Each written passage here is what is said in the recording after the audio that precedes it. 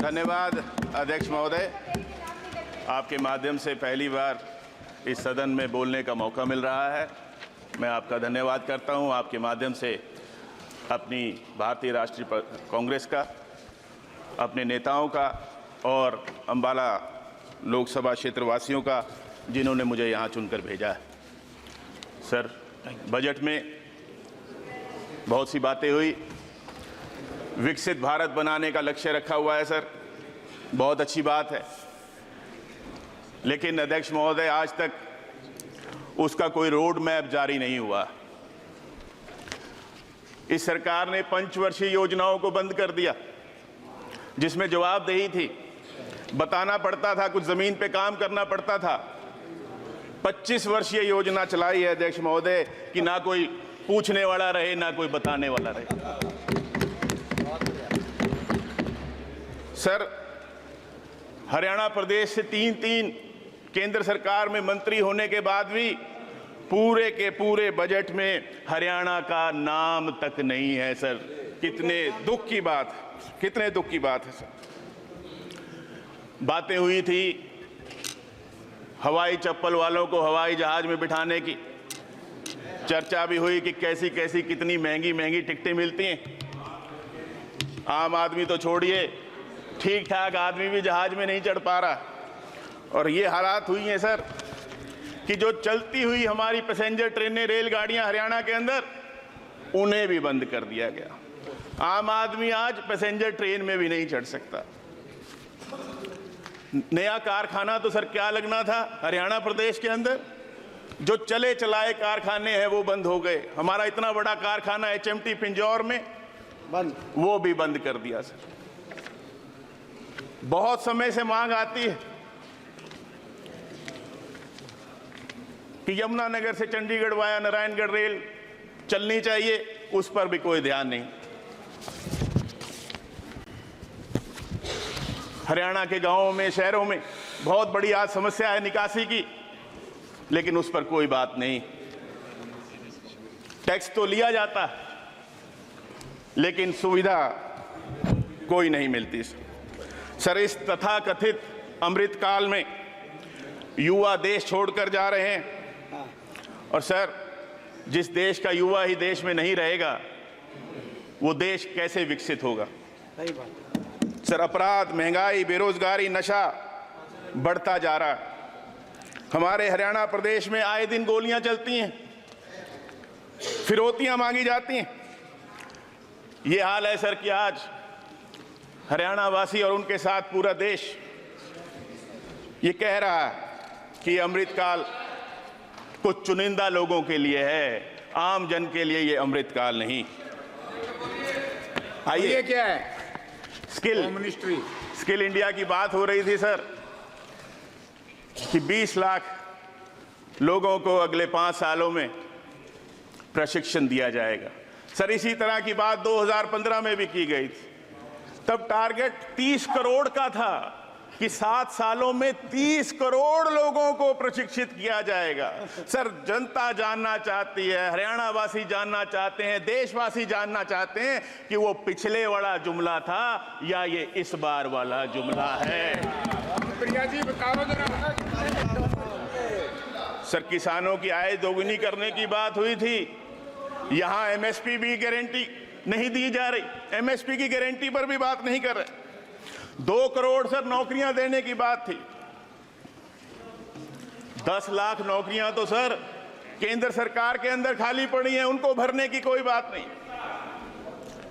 SC/ST का backlog sir सालों साल से खाली है, उसको भरने की कोई बात नहीं। और जब सवाल लगा के पूछा गया हमारे साथियों द्वारा, उसका ठीक से जवाब तक नहीं दिया गया सर। हर सिर पर छत आने की बात 2022 तक पूरी होनी थी सर, और अब कह रहे हैं कि अगले 5 साल में 3 करोड़ घर बनाए जाएंगे। और सर, ये हर घर पर, हर सिर पर छत तो सर 2022 तक ही आ जानी थी। तो जुमला सर ये इस बार वाला जुमला है या पिछली बार वाला जुमला? बताओ। सर, सेस और सरचार्ज सेस और सरचार्ज सर एक्सपोनेंशियली बढ़ते जा रहे हैं और जिसका डेवोल्यूशन नहीं होता है सर। जो 15th फाइनेंस कमीशन ने कहा था कि 41% डेवोल्यूशन होना चाहिए, इस कारण से सेस और सरचार्ज के कारण से सर केवल 32% ही डेवोल्यूशन हो रहा है सर, जिससे कि राज्य सरकारें, खासतौर पर जो विपक्ष की सरकारें हैं, उनका गला घोंटा जा रहा है सर। तो मेरी तो प्रार्थना है आपके माध्यम से कि सेस और सरचार्ज को भी डिवॉल्व करना चाहिए सर। इसी बजट के अंदर डिपार्टमेंट ऑफ इकोनॉमिक अफेयर्स द्वारा 62,000 करोड़ की डिमांड की गई है सर। किस नाम से सर? नई योजनाएं। और सर वो नई योजनाओं की कोई जानकारी नहीं है कि वो कौन सी नई योजनाएं। क्या इस सदन को यह जानकारी नहीं देनी चाहिए कि 62,000 करोड़ रुपए किन योजनाओं पे खर्च होगा? कोई जानकारी नहीं सर।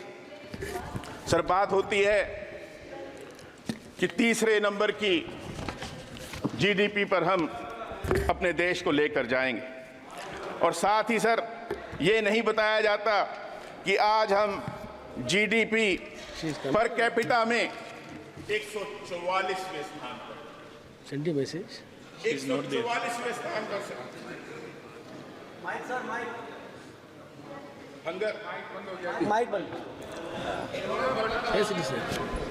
हंगर इंडेक्स में सर हम 111वें स्थान पे। चाइल्ड वेस्टिंग दर में सर पूरे विश्व में हम सबसे नीचे हैं। 80 करोड़ से अधिक लोगों को अन्न दिया जाता है। और जैसे हमारे नेता श्री दीपेंद्र सिंह हुड्डा जी ने भी मांग की थी कि ये वो लोग हैं सर जो स्वाभिमानी हैं, देश के नागरिक हैं, वो भी सर काम मांगते हैं, सर उनको वेतन मिले, वो अन्न अपने आप कमा लेंगे सर। हरियाणा के अंदर जब कांग्रेस की सरकार थी, हुड्डा साहब मुख्यमंत्री थे, हर वर्ग का ध्यान रखा गया।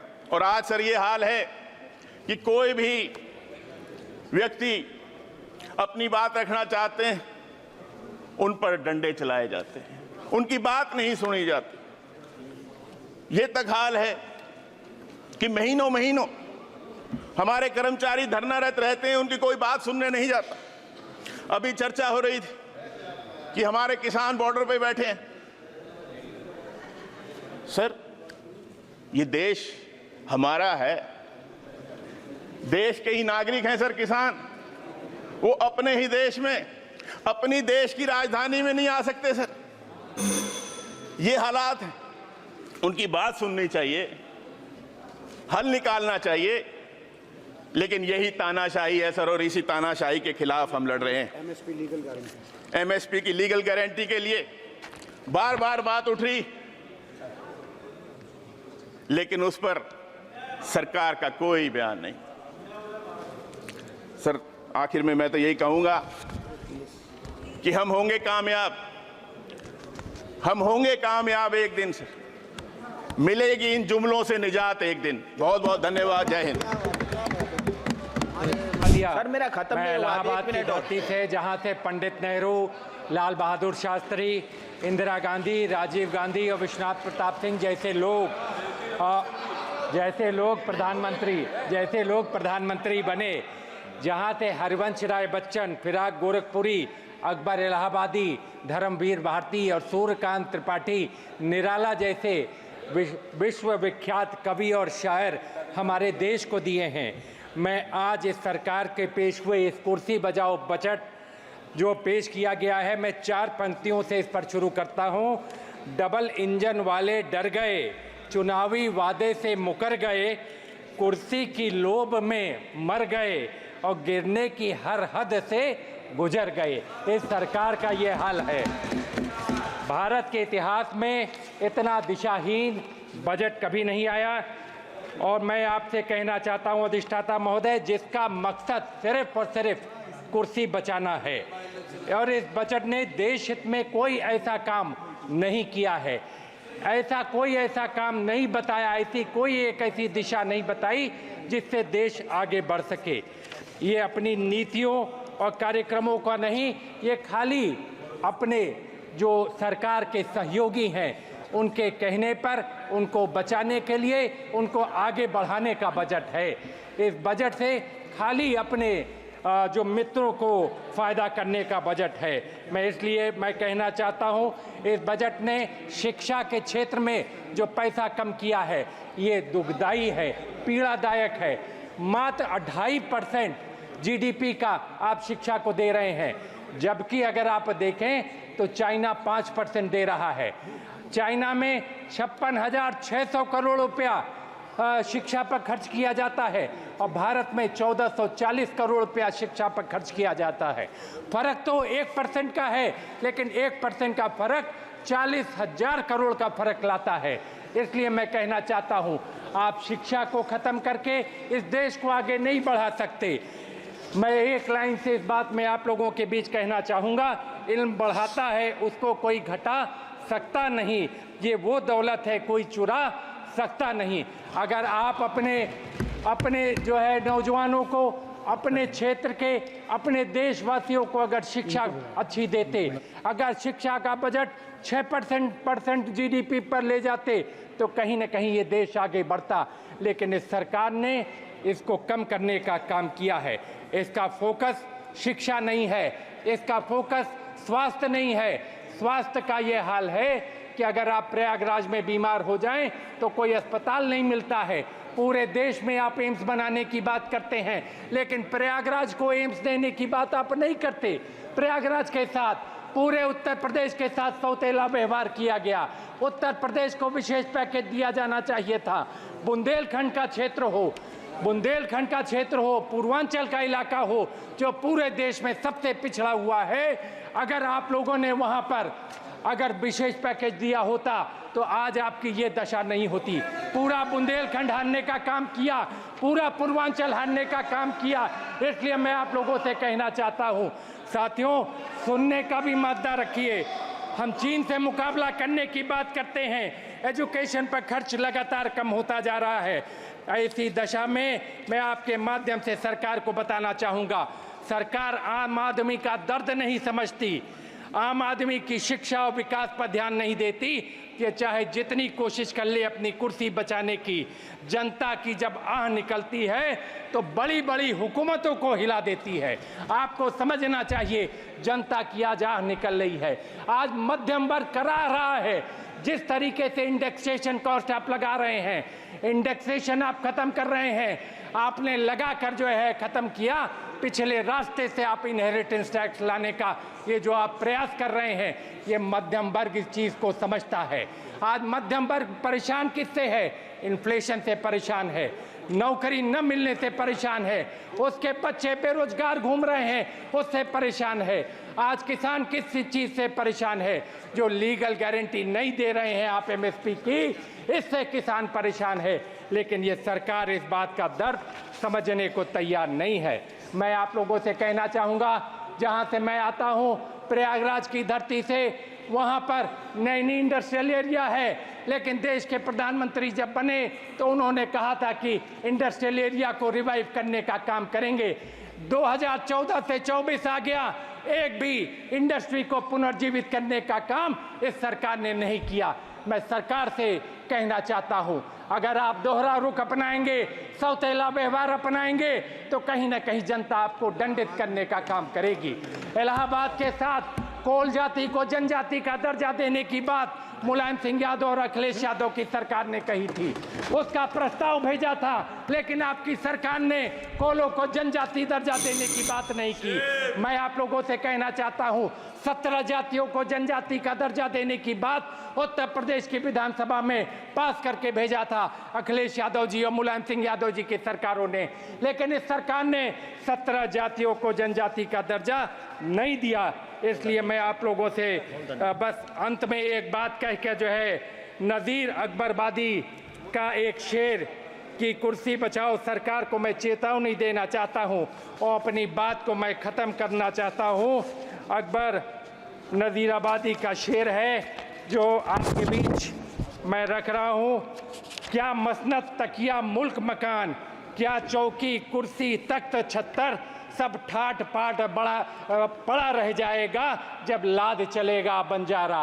इसलिए मैं साथियों, मैं आप लोगों से कहना चाहूँगा, इस सरकार को जो किसान विरोधी बजट है, नौजवान विरोधी बजट है, महिला विरोधी बजट है, जो शोषित और वंचित वर्ग के खिलाफ ये बजट है, इसका हम लोग पुरजोर विरोध करते हैं। जातिगत जनगणना की बात करते हैं, देश में जनगणना की बात करते हैं, और इसके साथ आपका आभार अधिष्ठाता महोदय, बहुत बहुत धन्यवाद, बहुत बहुत आभार।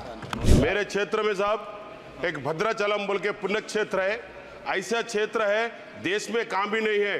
वो क्षेत्र में हमारा तानिशाह बोल के जब थे तेलंगाना स्टेट में और आंध्रा में, जब उनको आके राम मंदिर के वास्ते बनाने के वास्ते उनको जेल में डाले, वो ऐसे पुण्य क्षेत्र है, बहुत सारे अच्छे पुण्य क्षेत्र में क्षेत्र है साहब। उस वास्ते मैं आपके सामने एक रखना चाह रहा हूँ, जो गोदावरी फ्लड आके आप बाइबरवेशन होने के बाद वो फ्लड आके वो पूरे भद्राचलम से 25 किलोमीटर्स पूरे गांवों आदिवासी लोग पूरे परेशान है साहब, और किसान और बच्चे पूरे परेशान है। जिस टाइम पे 3 दिन से बहुत परेशान है। जो हमारे स्टेट के रेवंत रेड्डी साहब ने है, सीएम साहब ने उन लोगों को मेडिसिन और उन लोग खाना पीने के लिए बहुत बंदोबस्त कर रहे हैं। उस वास्ते हम साहब बहुत इंटरेस्ट लगाना है, वो 25 किलोमीटर करकट्टा भी बनाना चाहिए साहब। आप लोग बहुत ध्यान लगाइए। अब अयोध्या के वास्ते 400 कितने हजारों करोड़ों दिए, एक हमारे भद्राचलम के लिए थोड़ा बहुत 1-2-3 हजार करोड़ देने से हमारा सुरक्षित होगा वो छत्तीसगढ़ और तेलंगाना का बॉर्डर है। Kumar ji, Sir, I would like to draw the attention of the House to a very important matter. But before that, ma'am, with your permission, I would like to say that it was quite an unfortunate incident which happened in the entrance coaching center in Delhi. The boy is from near to my constituency. There has been a strong protest from the part of the students. It was quite an unfortunate incident. The people who are involved in this particular incident, even if it is the NDMC or even if it is the management of the institute who ran this illegal building, they should be prosecuted according to the law of land. Culpable homicides should be charged on this particular issue, and strict action should be taken on this particular incident. No such incident should happen, sir, in the future. Ma'am, I am coming to my matter related to the CROR. It is regarding a very important issue related to the seafood export in this country. Ma'am, according to the Marine Products Export Development Authority, around 60,000 crore is the worth of the seafood which has been exported from India to the United States and to the different parts of the globe. This is one of the major industries which the government is also seriously looking upon. The United States is currently the largest market of the Indian seafood industry, with the shrimp being the most major component, primer export commodity.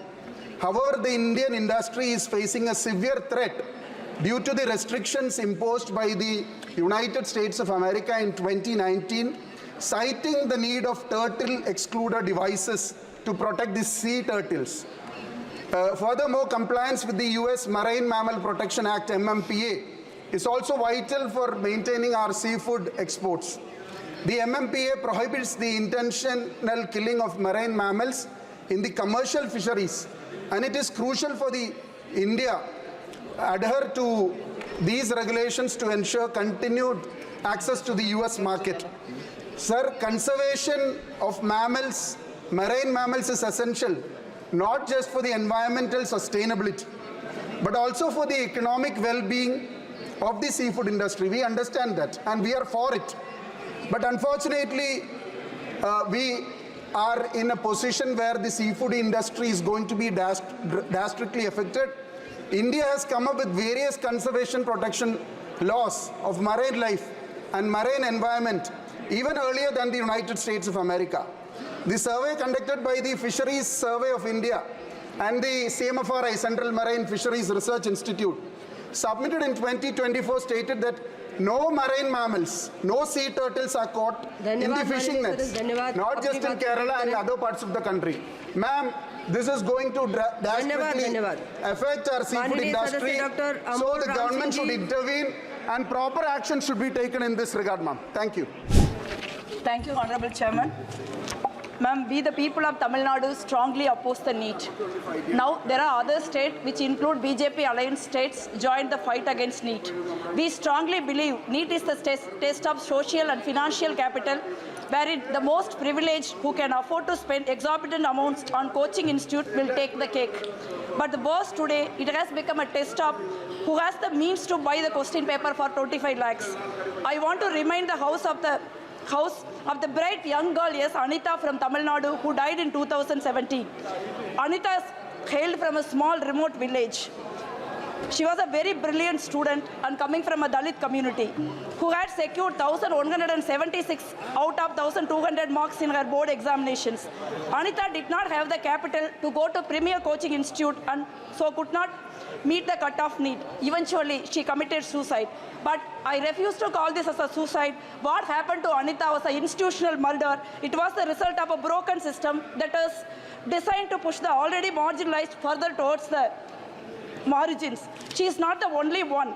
At least 18 students have committed suicide due to NEET in my state. The last one, unfortunately, Badana Priya from Poigaipatti is from my constituency. Still, I remember the fateful night where I was lost of words when their parents were crying out of their heart. Tamil Nadu has historically stood against the concept of entrance examinations. Such exams contravene the principle of social justice as substantiated by the A.K. Rajan Committee report, which found that after NEET was introduced, fewer students from rural areas and those studying in Tamil medium schools secured admission to medical colleges in the state. Based on the report, the State Legislative Assembly based the Tamil Nadu Admission to Undergraduate Medical Courses Act 2021. The Act would have empowered the state to allow for admission of students into medical colleges on the basis of their board examination scores. In this light, I urge the union government to scrap the NEET exam altogether and allow for state governments to develop an admission process based on the higher secondary scores and the interim to exempt states from NEET on their request. It is high time we remove the rot in our education system. Thank you, Madam. I am going to raise very important matter. This issue also raised in the previous Lok Sabha many occasions, honorable members. The government of India is turning a blind eye to the grievances of employees' provident fund, pensioners, and despite having the financial capacity to serve the rightful demands of the pensioners, the government is neglecting their demands. Government of India introduced the pension scheme CPS 95 in the year 1995 as a contributory pension scheme. All the members of the employees' family pension schemes are made part of the new EPS scheme. Madam Chairperson, it is pertinent to mention here that all the employees who come under the pension scheme were working in the public or private industry and manufacturing sector, contributing to the growth of the country. The sweat and toil of these pensioners have contributed to the growth of GDP of India and the national development of all their life. Madam, I would list out the major issues being faced by the members of pensioners, employees, provident fund scheme that are as follows. EPF pensioners are getting only a national amount as monthly pension, even though in the year 2014, Government of India raised the minimum monthly pension as ₹1,000. Employees Provident Fund organization unfortunately found many reasons to even decline the minimum pension amount that Government of India have assured. At present, there is a total of 76 lakhs pensioners all over the country under the EPS 95 pension scheme. Out of these 76 lakhs, around 23 lakhs pensioners are getting even less than 1,000 rupees. This is very unfortunate, ma'am. The meager pension is putting the poor pensioners to untold hardship. Madam, Honorable Devendra Yadav is here. He was a former Labour Minister. Sri Honorable Prime Minister MB was moved the. धन्यवाद माननीय सदस्य जी, धन्यवाद. Ma'am, I am going to conclude, ma'am. So I would like to request through you, the government, sir, the lakh and lakh of employees pensioners are facing serious धन्यवाद, problem धन्यवाद, for माननीय। the family life. So I would like to urge upon the government माननीय सदस्य to Shri implement Mahato ji. the Honorable Supreme Court's direction. Thank you, Honorable Speaker. Today I stand before you to address a pressing issue that profoundly impacts the lives of our nation's most vulnerable citizens. The recent reduction in the Prime Minister's National Relief Fund allocations for Member of Parliament recommendations and the limitations of the Ayushman Bharat scheme. The PNRF has been an indispensable resource for addressing urgent medical needs and providing critical assistance in emergencies. This fund has historically played a crucial role in saving lives by enabling timely intervention for those in dire circumstances. However, the recent reduction in the number of MP recommendations that can be made per year has significantly undermined this vital role. Additionally, while the Ayushman Bharat scheme, often referred to as Ayushman Card, has been a laudable initiative aimed at providing health insurance coverage to the underprivileged, has its own limitations. Such limitations are unacceptable when it comes to the healthcare needs of our poorest citizens, whose very survival often depends on comprehensive financial support.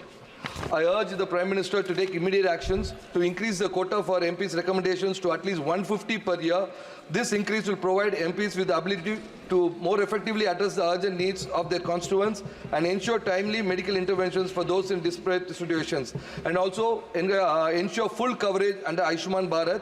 The Ayushman Bharat scheme should be reevaluated to eliminate restrictions on coverage and ensure that all the necessary medical expenses are fully covered. Esteemed colleagues, our duty is to ensure that every citizen, especially the most vulnerable, has access to the care and support they need to thrive.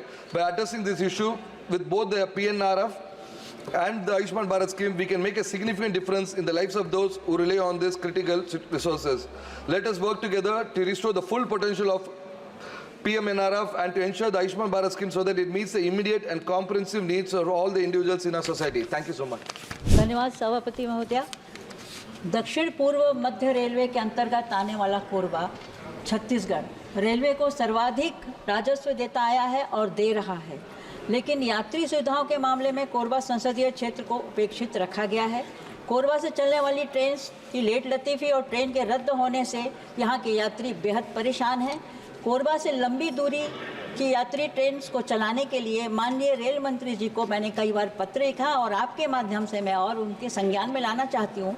इसके बावजूद कोरबा यात्री सुविधाओं को लेकर अपने आप को ठगा महसूस कर रहा है और कोरबा रेलवे स्टेशन का उन्नयन में प्रगति लाने के साथ साथ कोरबा पश्चिम क्षेत्र को जोड़ने वाली गेवरा रेलवे स्टेशन में यात्री ट्रेन व सुविधा शून्य के समान है।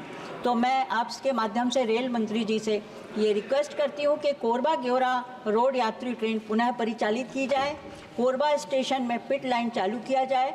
नई ट्रेन जो मैं आपको बता रही हूँ, बीकानेर, कोरबा बीकानेर, खाटू श्याम जी एक्सप्रेस वाया चूरू, फतेहपुर, शेखावटी, रीगस, जयपुर, कोटा कटनी और बिलासपुर पर ठोस कार्रवाई करें। Korba Rourkela, Korba intercity express via Champa bypass, Korba से रायगढ़ रूट पर ट्रेन चलाई जाए। तिरुपति बिलासपुर, तिरुपति को विस्तार कोरबा तक किया जाए क्योंकि यह बिलासपुर में 32 घंटे तक रुकी रहती है। छत्तीसगढ़ एक्सप्रेस को गेवरा कोरबा तक विस्तार किया जाए। कोरबा संसदीय क्षेत्र के रेलवे स्टेशनों में सुविधा बढ़ाने के लेकर बार बार अवगत कराने के बाद भी इस ओर ध्यान नहीं दिया जा रहा है। कोरबा संसदीय क्षेत्र का दूसरा हिस्सा एमसीबी जिले में भी यात्री सुविधाओं को लेकर ज्ञापन सौंपे गए हैं। जो प्रमुख हैं, अंबिकापुर से दिल्ली तक सप्ताह में 1 दिन ट्रेन चलाई जाती है, जिसे कम से कम 2 या 3 दिन चलाया जाए। धन्यवाद माननीय सदस्य, धन्यवाद। एक 15 सेकेंड और। रायपुर अंबिका ट्रेन का स्टॉपेज बढ़ाने के लिए साथ साथ इस ट्रेन के रात्रि के साथ साथ सुबह भी चलाई जाए, ये वहाँ की जनता की मांग है। अंबिकापुर दुर्ग यात्री ट्रेन को नागपुर तक चलाए जाने की मांग है, जो नितांत आवश्यक है। बहुरी ढाल जंक्शन से अंबिकापुर तक डबल लाइन का कार्य स्वीकृति प्रदान की जाए, जो बहुत ही जरूरी है। धन्यवाद अध्यक्ष। धन्यवाद अध्यक्ष मैम। मैं एक बहुत ही महत्वपूर्ण मुद्दे के ऊपर अपनी बात रखना चाहता हूं। 16वीं लोकसभा के अंदर भारत सरकार ने बहुत ही महत्वपूर्ण योजना लागू करी, सांसद आदर्श ग्राम योजना। काफ़ी सांसद साथी जो पहले के हैं इस बात को समझे भी गए। इस आदर्श ग्राम योजना के अंदर एक विलेज डेवलपमेंट प्लान बनाया गया गाइडलाइंस के मार्फत, जिस गाइडलाइंस में 2 वर्टिकल दिए गए थे कि गांव में डेवलपमेंट कैसे कराया जाएगा। गांव से निकलने वाली हर रोड डामर की होनी चाहिए, गांव के अंदर पानी की व्यवस्था हो, बिजली की व्यवस्था हो, प्लेग्राउंड्स बच्चों के लिए हों, कम्युनिटी सेंटर्स हों।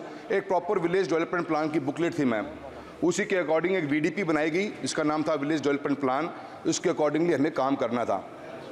एक एक पंचायत का जो विलेज डेवलपमेंट प्लान बना वो 20 से 22 करोड़ रुपए से ऊपर का बना।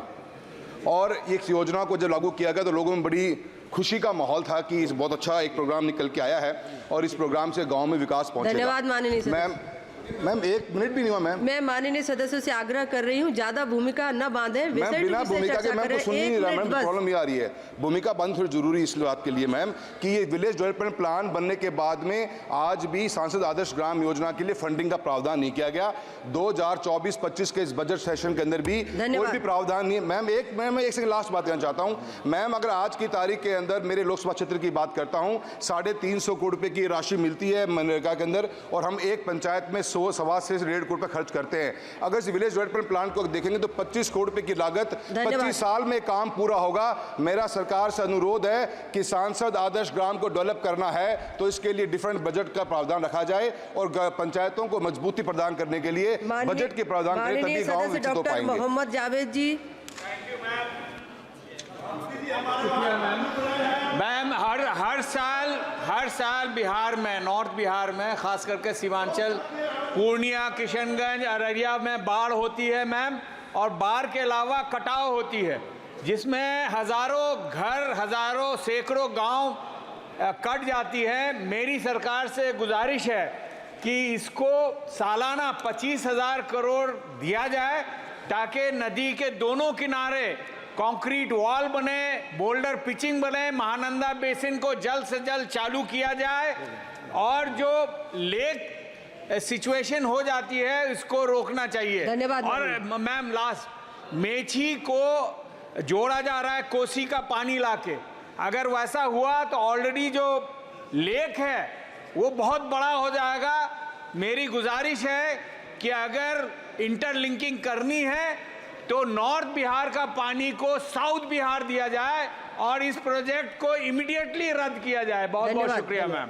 Sir, I'd like to briefly comment on the minister's earlier answer before asking my question.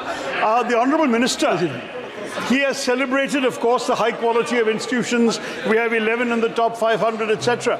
But do understand, Mr. Minister, that of the number of students who are seeking a good education, what a small percentage gets into these excellent institutions. IIT's admission rate is 0.08% of applicants. So you're looking at a country where beyond any shadow of a doubt, there is a lack of access to high-quality education for the vast majority of students. We should not overlook that point, sir, because these outstanding stalwarts have gone from a few islands of excellence in a vast ocean of mediocrity. Let's face it, and we do need to improve it. But, sir, my question has not been asked. That's just a comment.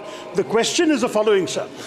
When I asked the question number F in this, I didn't get an answer from you as to the reasons, and I must say the organization I used to head in the Congress Party, the All India Professionals Congress, conducted a study in Kerala about the reasons for why students are trying to immigrate.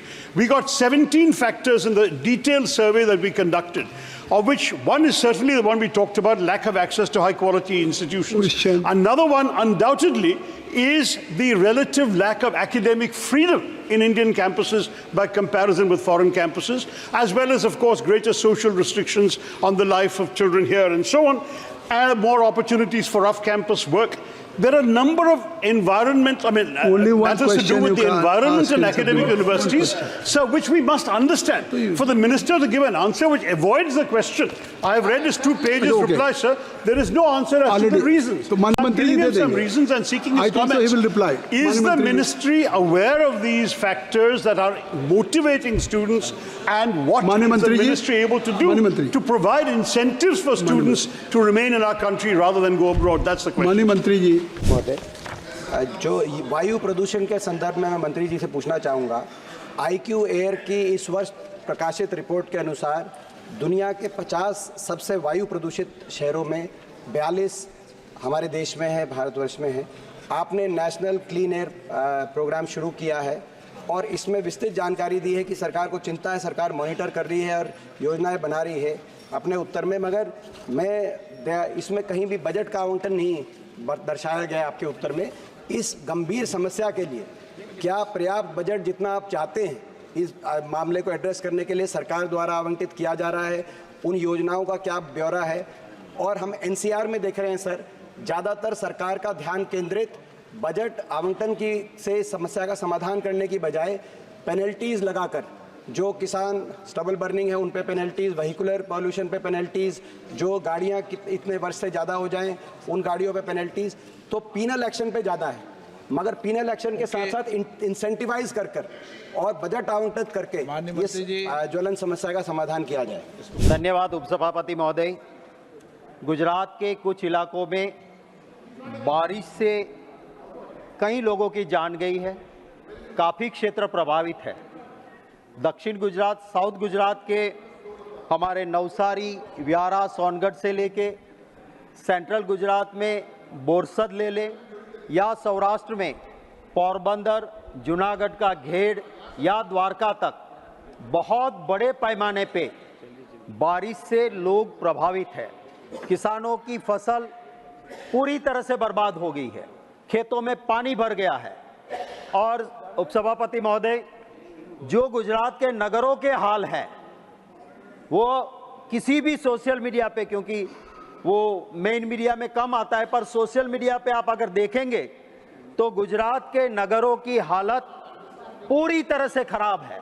और इसकी वजह यह है उपसभापति महोदय कि जो storm drainage water का हर साल मॉनसून से पहले काम होना चाहिए, वहां भय मुक्त भ्रष्टाचार हो रहा है, भय मुक्त भ्रष्टाचार। और इसीलिए जो स्ट्रॉम ड्रेनेज का बारिश के पानी का निकाल का जो काम होना चाहिए वो हो ही नहीं रहा है।